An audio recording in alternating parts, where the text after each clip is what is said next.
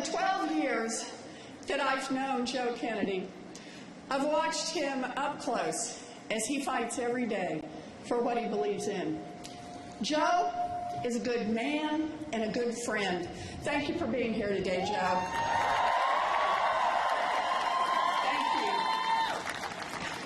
And thank you to all of our dynamic speakers who've been keeping everybody fired up and everybody warmed up this morning.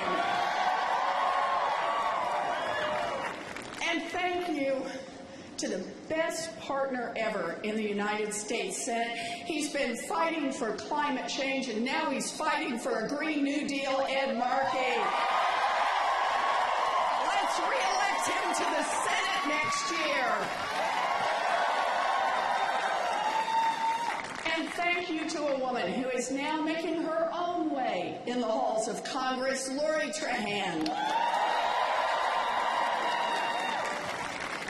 And thank you to Councilor Michelle Wu, to Sheriff Steve Tompkins, to Mayor Danny Rivera, great leaders and longtime friends.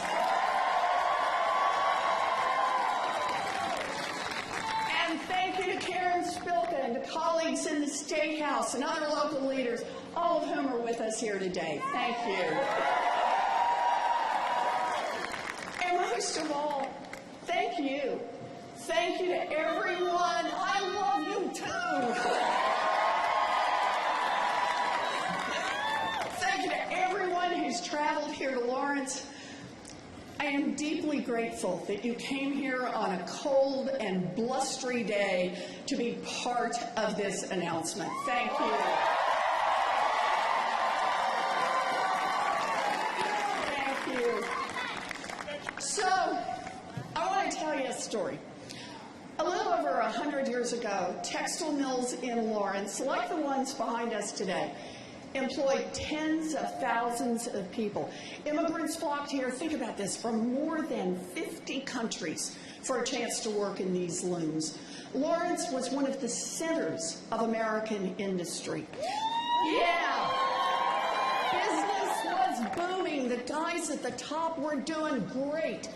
But workers made so little money that families were forced to crowd together in dangerous tenements, and many lived on beans and scraps of bread.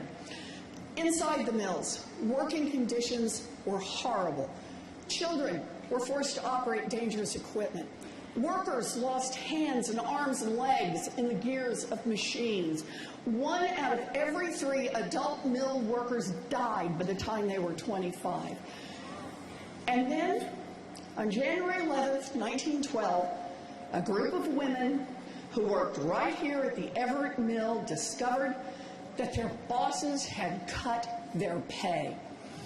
And that was it. The women said, enough is enough.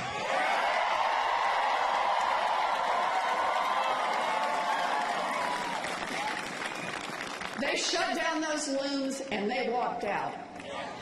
And soon, workers walked out at another mill in town, and then another, and then another, until 20,000 textile workers across Lawrence were on strike. Now, these workers, led by women, didn't have much. They didn't even have a common language. Nevertheless, they persisted.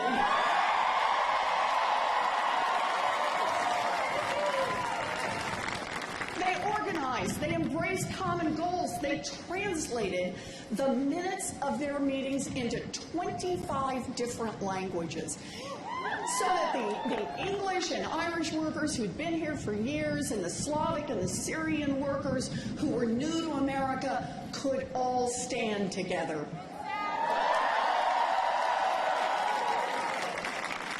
Now, they hammered out their demands: fair wages, overtime pay, and the right to join a union.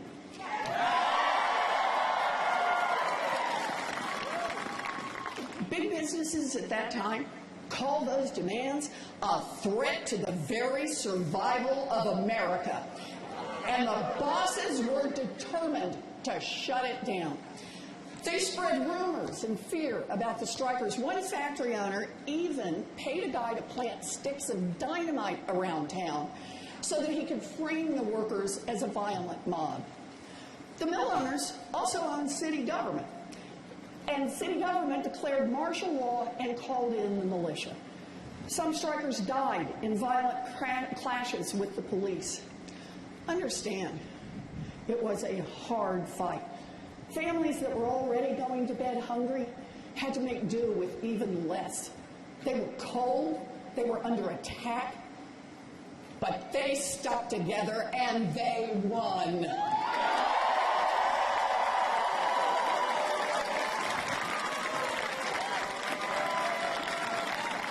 Higher wages, overtime pay, everybody back at work. And those workers did more than improve their own lives. They changed America. Within weeks, more than 250,000 textile workers throughout New England got raises. Within months, Massachusetts became the first state in the nation to pass a minimum wage law.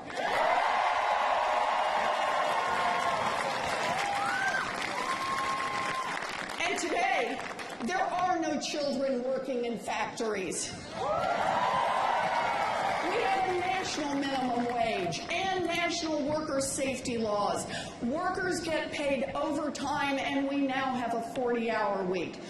That's right, that's right. Because of the workers right here in Lawrence and all across the country, we have weekends.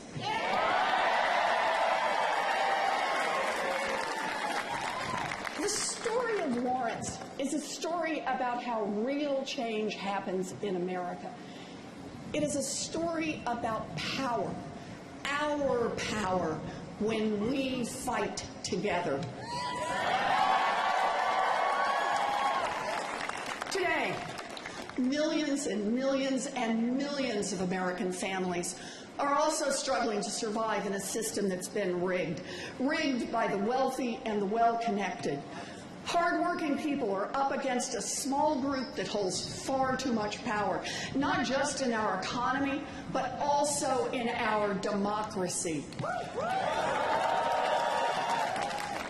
Like the women of Lawrence, we are here to say enough is enough.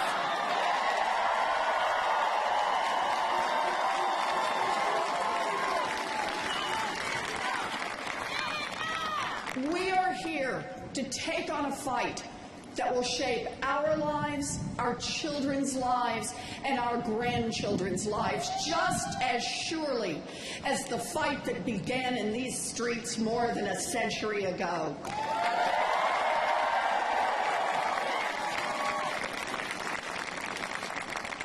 Because the man in the White House is not the cause of what is broken. He is just the latest and most extreme symptom of what's gone wrong in America. A product of a rigged system that props up the rich and powerful and kicks dirt on everyone else.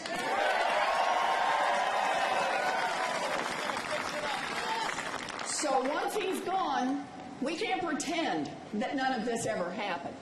It won't be enough just to undo the terrible acts of this administration. We can't afford just to tinker around the edges, a tax credit here, a regulation there. Our fight is for big structural change.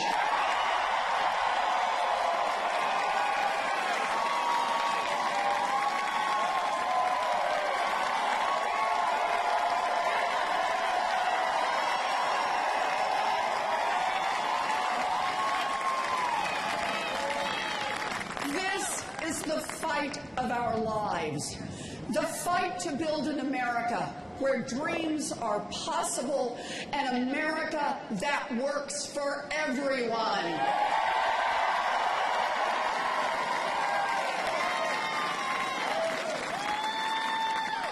And that is why I stand here today to declare that I am a candidate for President of the United States.